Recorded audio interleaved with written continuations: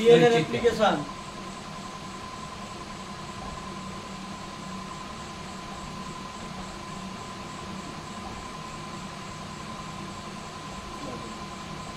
Replication কি না, replication বা প্রতিলিপিকরণ হচ্ছে যে প্রসেসে, যে পদ্ধতিতে একটা ডিএনএ থেকে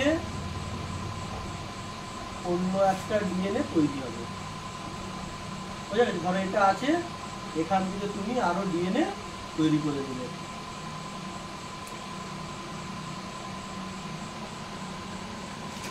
হলো? আর এটা কি, এটা হচ্ছে প্যারেন্টাল ডিএনএ, আর এগুলো কি নিউলি সিনথেসাইজ ডিএনএ और ডটার ডিএনএ। ক্লিয়ার? তাহলে ডিএনএ অ্যাপ্লিকেশন কি না, যে প্রসেসে একটা পিতৃ বা মাতৃ ডিএনএ থেকে অপত্য ডিএনএ তৈরি হবে তাকে বলা হবে রেপ্লিকেশন বা প্রতিলিপিকরণ। শোন না, ঠিক আছে তো? এইবারে এই যে ডিএনএ রেপ্লিকেশন কতগুলো টাইপের হয়, মোড অফ ডিএনএ রেপ্লিকেশন और type of DNA replication.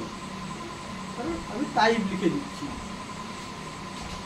Type of DNA replication. কি কি টাইপের হয়? এক হচ্ছে কনজারভেটিভ,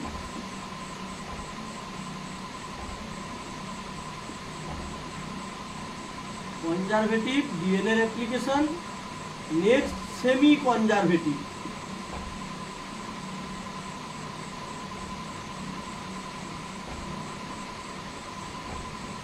আর হচ্ছে ডিসপারসিভ।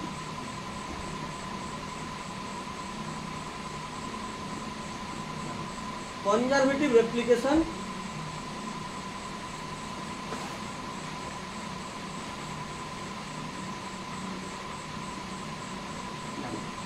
এবার এটা তিনটা সম্পর্কে জানতে হবে।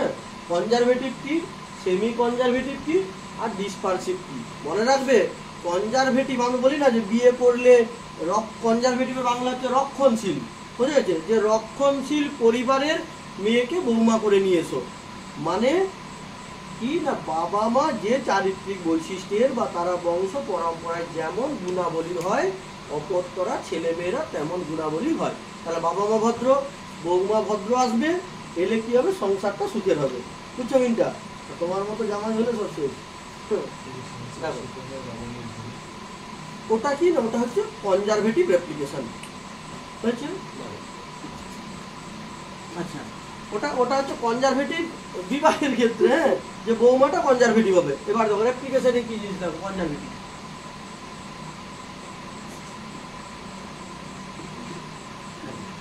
কনজারভেটিভ রেপ্লিকেশন, সাপোজ ধরো এইটা একটা প্যারেন্টাল ডিএনএ, ধরো 5 প্রাইম 3 প্রাইম ডিরেকশন, এটা ধরো 3 প্রাইম 5 প্রাইম ডিরেকশন। এখানে তো নাইট্রোজেনের বেসগুলো যেমন আছে আছে।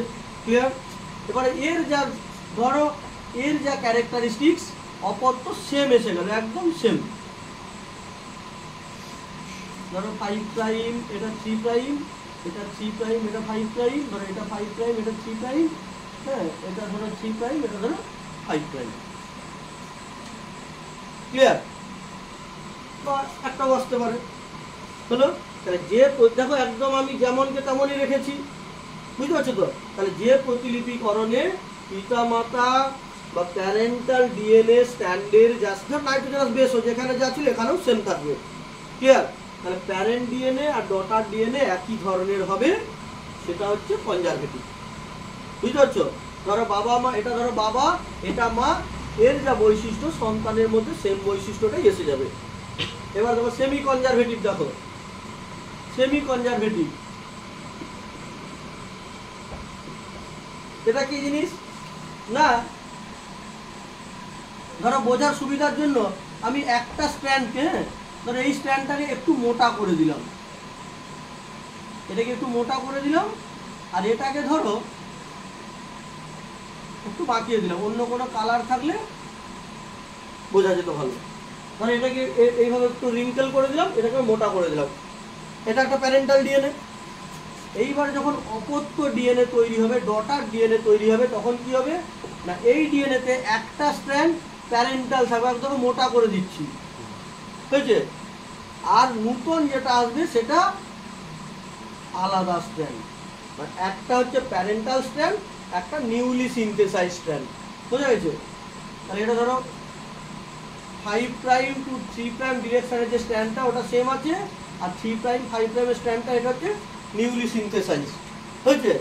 এইবার এই দিকে ধরো এই স্ট্র্যান্ডটা এটা কি ছিল, 3 প্রাইম 5 প্রাইম ডিরেকশনে ছিল, এদিকের ক্ষেত্রে এটা এলো, তাহলে একটা দেখো প্যারেন্টাল স্ট্র্যান্ড আর একটা সাপোজ ধরে নাও নিউলি সিনথেসাইজ স্ট্র্যান্ড। বোঝা গেছে? তাহলে এই প্রতিলিপিকরণের যে অপত্যগুলো তৈরি হবে তার একটা দেখো মোটা কালো রেখেছি, দেখো মোটা কালো, তাহলে এইখানে বাবা মা ডিএনএ যা ছিল অপত্য ডিএনএ তো সেম আছে, বুঝতে পারছো তো সৌভিক ধারা। আর এটার ক্ষেত্রে দেখো এই যে একটা রিঙ্কেল করা আছে, এই রিঙ্কেল যা দেখো এটাও সেম, এইটা 3 প্রাইম টু 5 প্রাইম ডিরেকশনে যেটা কি গো রিঙ্কেল আছে, একটা নতুন স্ট্র্যান্ড। বোঝা গেছে? ওটা বুঝতে পারছো তো? তাহলে একটা স্ট্র্যান্ড হবে নতুন, একটা পুরানো। হলো সেমি কনজারভেটিভ, মানে হাফ রক্ষণশীল, অর্ধ রক্ষণশীল, তাহলে হাফ বৈশিষ্ট্য ধরে রেখেছে, হাফ নতুন বৈশিষ্ট্য এসছে। বোঝা গেছে? এটা বুঝতে পারছো তো সুদীপ্ত? নেক্সট হচ্ছে ডিসপারসিভ।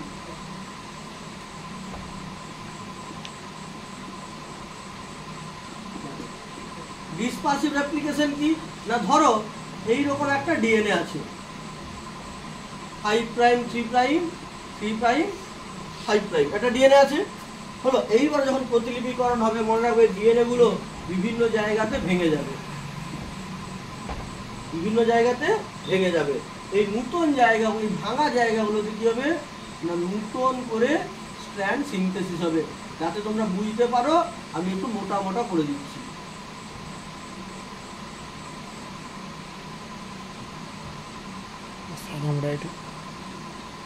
তাহলে পুরোনো স্ট্র্যান্ডটা ভেঙে যাবে, আর যে গ্যাপগুলো আসবে ফাঁকা জায়গাগুলো ওগুলো নতুন স্ট্র্যান্ডে ভরাট হবে। ঠিক আছে? বুঝতে পারছো তো? এটা কি, এটা dispersive replication, complete mode of DNA replication আর টাইপ অফ ডিএনএ রেপ্লিকেশন।